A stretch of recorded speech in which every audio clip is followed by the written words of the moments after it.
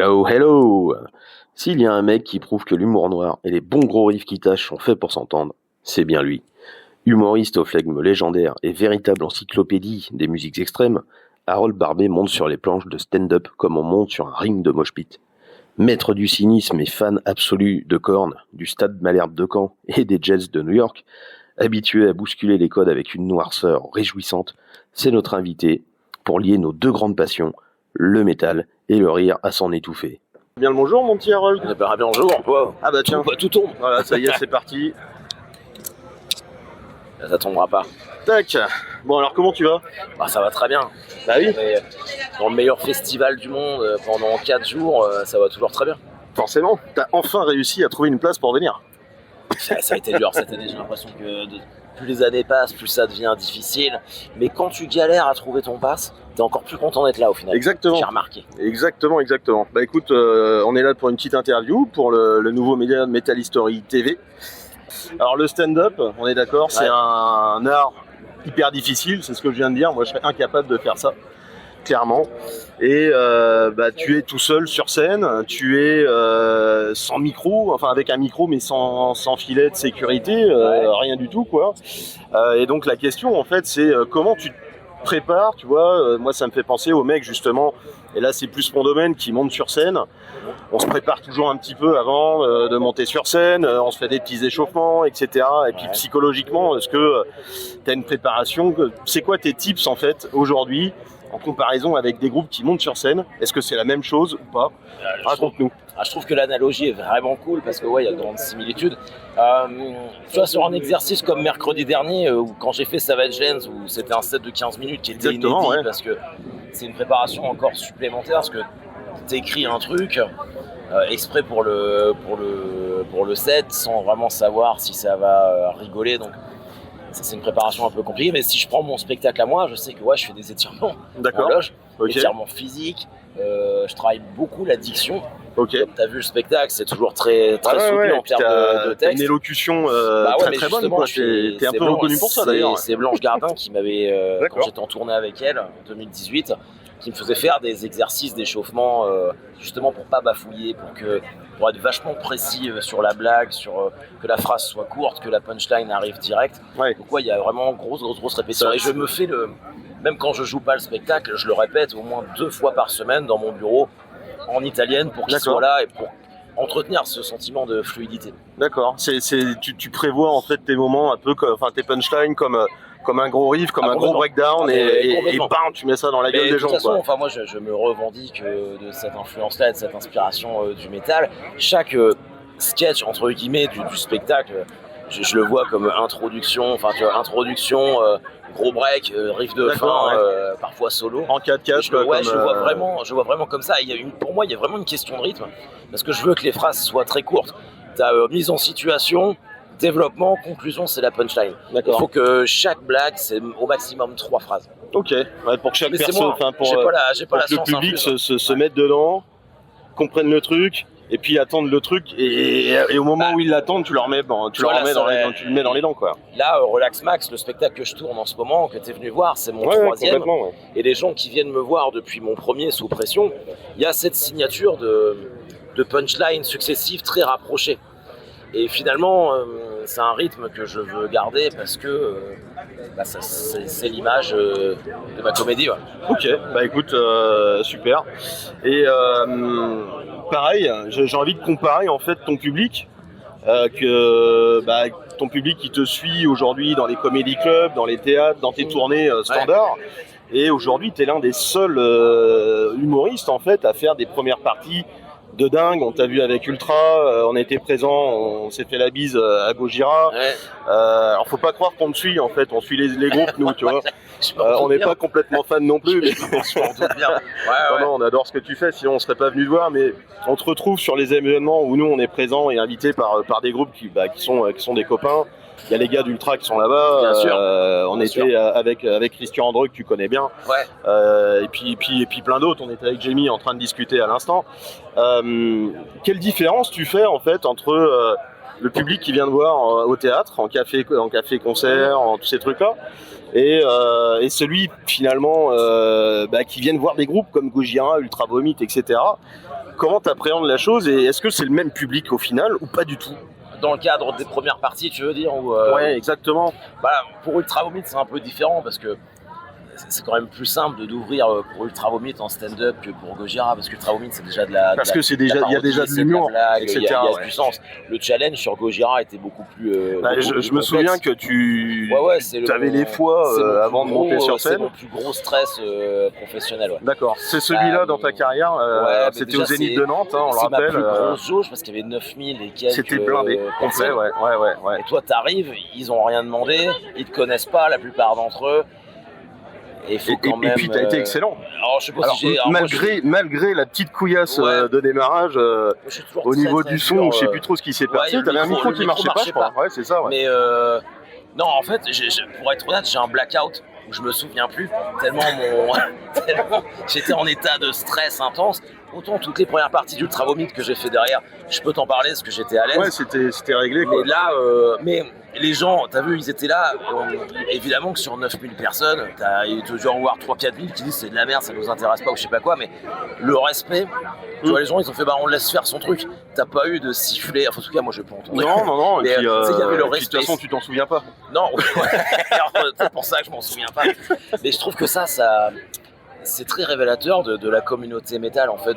Exactement. T'as le droit de pas aimer, et encore heureux, tu vois. Mais à chaque fois, on le voit ici. De toute façon, tu vois, moi j'ai une anecdote. Ça m'est arrivé vendredi soir. Je mangeais alors c'est pas une interview de moi, on s'en branle, mais c'est pour rebondir sur ce que tu dis.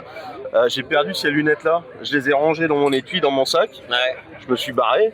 Donc forcément, c'était dans mon étui, dans mon sac, et arrivé chez moi, plus de lunettes. Et hier soir, à 2h du mat, tu vois, j'ai mon beauf que tu viens de croiser qui me dit tiens, regarde les objets trouvés. Elles étaient là. T'as un mec, une nana, je sais pas qui, et s'ils nous voient ou s'ils nous entendent, des Ray-Ban noirs, là, celui qui les a retrouvés, je lui fais de gros bisous. On va aux objets trouvés. Elles étaient là. Nickel, propre, limite nettoyé en plus, tu vois, après une journée de fest. Tu vois le truc de dingue, quoi. Je crois que c'est 2022 quand il y avait eu Korn qui était venu. On a un pote à nous, il avait perdu son portable comme il y avait eu plein de vols. D'accord, je me souviens de ce truc-là. Et son portable était aux objets trouvés. Nickel. Incroyable. Donc, c'est ce qu'on est. Alors, j'ai pas la prétention de dire que c'est une communauté parfaite, mais bien sûr. Entre métalleux, voilà, il y a du respect. Il y a du respect. Je suis d'accord. Donc je te confirme qu'il n'y a pas eu de sifflet au Zénith de Nantes le 9 décembre. Je me rassure. Du coup, on est ici, on est au Hellfest. Tu as fait des premières parties de Gojira, d'Ultra Vomit, etc. Et s'il y a, allez, soyons dingues, si tu as un groupe, et je sais ce que tu vas me répondre, mais on va essayer d'être un peu original ou originaux. Si tu as un groupe dans ta vie où tu rêverais de faire une première partie, enfin d'ouvrir pour eux, demain, qui t'a tout plaqué après, ce serait qui? Ça va pas surprendre grand monde si je dis que c'est Korn, mais encore que j'avais la conversation. Encore que j'avais la conversation, tu vois, si jamais tu ouvres et que ça se passe mal, j'ai peur que ça ruine tout l'amour que j'ai pour ce groupe. D'accord. Donc peut-être, pourquoi pas prendre un tribute de Korn. Un tribute de Korn ou un groupe que j'aime beaucoup, mais peut-être genre du Papa Roach ou du Limp Bizkit. Ouais. Ok, ils jouent ce soir, je peux leur en parler si tu veux tout à l'heure. J'ai la même Calvas. On peut lui demander. Parce que je lui ai piqué sa casquette, donc j'attends qu'il m'appelle. Écoute, super. On approche de la fin. On va essayer de rigoler un petit peu parce que Harold, c'est quand même une grosse star de l'humour français, en tout cas de l'humour métal français. Vous n'êtes pas beaucoup et le créneau est plutôt bien choisi. Et puis nous, on adore, clairement. Merci. Si je te dis 8 victoires, 8 défaites, 16 matchs nuls, ça te fait penser à quoi? Ça me fait penser à ma saison en Ligue 3, en National. Mon Dieu. Et j'ai bien mis, je te jure, tu peux regarder. Pour quelqu'un qui vient de descendre. J'ai mis 16 matchs nuls en gros. Et pour quelqu'un qui vient de descendre en Ligue 2, je te trouve bien prétentieux, mon petit bonhomme. Merde. Putain, mais tu sais que je rêvais que quand on remonte cette année. On va remonter là. Pour faire des matchs Nantes-Caen, pour que ce soit qu'on se fasse bien chier au stade. L'année prochaine, on peut faire ça. Mais je suis content que tu en parles parce que c'est ma deuxième grande passion dans la vie. Et je suis un aficionado du Stade Malherbe de Caen. Donc je suis bien content que tu l'aies placé dans cette ère. Oui. C'est bien. On parle pas des New York Jets? Putain. Voilà. C'est encore pire. Ou pas. Ils ont de très beaux vêtements. Alors, pour l'anecdote, hier, je croise une fille avec un maillot de Jets. t'as croisé quelqu'un ouais, ici, ici, là, à mortel, côté du merch officiel. Ta cousine ou quelqu'un américaine? Je pense qu'elle devait être avec son père. Et je vais la voir. Je lui dis, excuse-moi, est-ce que tu connais cette équipe ou est-ce que tu portes juste le maillot comme ça? Elle fait non, je connais pas. Je fais, parce que moi c'est mon équipe. Je peux te dire que c'est quand même sacrément de la merde comme équipe. Et elle fait bon, mais c'était New York. Mais c'est vrai qu'on m'a dit que c'était pas terrible. Je sais pas, ouais. Donc t'as peut-être pas bien choisi la bonne équipe, mais il te va très bien, fantastique. Et allez les Jets quoi. C'est bien. Bah putain la vache. Il y en a une dans le FF qui porte le maillot des Jets. Alors 2026.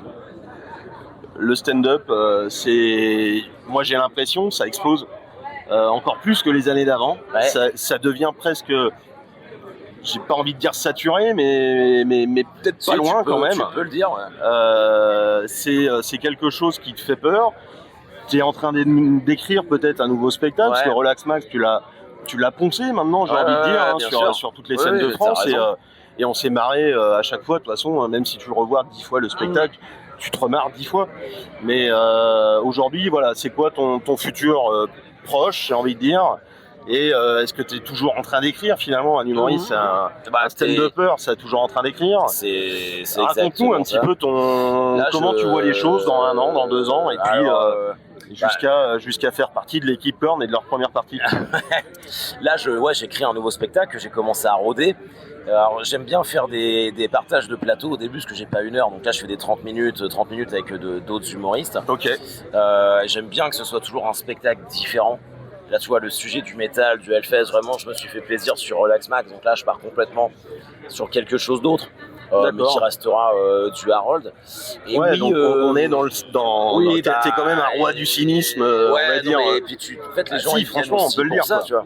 Mais humour noir, humour un peu trash, et puis le cynisme absolu, quoi. Donc on essaye. Enfin, moi, je sais que c'est vraiment quelque chose qui me plaît. Donc mais tu continues un peu là-dedans. Tu explores des nouveaux trucs, du coup. Chaque spectacle a son propre habillage, mais ça reste la patte. J'écris tout seul, donc c'est forcément des anecdotes vécues ou des trucs entendus. Il y a quand même ce truc de pas vouloir faire le même spectacle qu'avant. Tu vas te dire c'est bien, mais on est pas. C'est un peu tout le temps pareil. Donc ça se travaille, surtout en rythme, tout ça. Mais quand tu disais saturé, oui, parce que.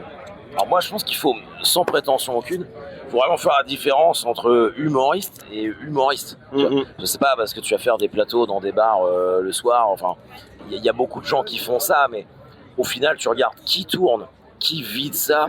Exactement. Déjà, l'entonnoir. Mais moi, je trouve que c'est un exercice qui peut avoir un effet cathartique super cool. Donc, j'encourage les gens à aller raconter des blagues. Il y a quand même pire dans la vie que d'aller raconter des blagues. De toute façon, la meilleure chose au monde, c'est se marrer et puis faire ce que tu sais. C'est bien aussi en même temps. D'ailleurs. Et la troisième, écouter du métal. Et quand tu fais les trois, là c'est évidemment. Tout en buvant une bière. 4 choses en même temps, et là tu te refais. T'es bien. Ça me semble être le combo ultime. Excellent. Et écoute, merci beaucoup Harold. Merci, on est ravis de t'avoir reçu pour cette 3e interview de MHTV. D'être chez vous en espérant que tout se passe bien sans rentrer dans les détails. Le projet se passe super bien. On a fini d'enregistrer quasiment tout. On a fini de mixer quasiment tout. Parce qu'on peut toujours mixer. Comme tes spectacles, tu as toujours un petit bout de phrase qui traînouille que tu peux corriger. Le spectacle n'est jamais fini. Mais il y a un moment donné, il faut dire stop et rester sur ce qu'on est. Le livre va être. Sortir normalement en fin d'année, on espère avant les foudres, parce qu'on va potentiellement concourir pour le projet éditorial de l'année. Je ne voulais pas en parler sans que toi tu le dises toi-même, mais je te félicite. Mais après, voilà, c'est un projet qui grimpe, et puis voilà, quand il sortira, on sera les plus heureux du monde, et si on gagne un prix, ce sera absolument fabuleux. On ne fait pas ça pour ça. Je vous le souhaite. Mais on se verra certainement au mois de décembre. Peut-être que tu y seras cette année. Je n'y serai pas. Parce que je suis à Grenoble en tournée. Et puis je laisse ma place. Ton cœur y sera en tout cas. J'y serai, non, mon cœur et mon soutien. Mais je laisse aussi ma place parce que tu vois, c'est de l'énergie, il faut que ça tourne, il faut que ça soit. Oui, il y avait des dos aussi, faut qu'il y ait des dos, faut qu'il y ait d'autres. À qui on passe le bonjour. Faut pas garder les trucs pour soi. Tu donnes, tu prends, les gens se resservent. Pour moi, c'est comme ça que je vois le truc. Eh ben, écoute, merci beaucoup encore, Harold. Merci à vous pour l'invite. De ta venue. Et puis, on va aller boire des bières parce que j'ai très soif. Absolument, pareil. Merci beaucoup. Merci.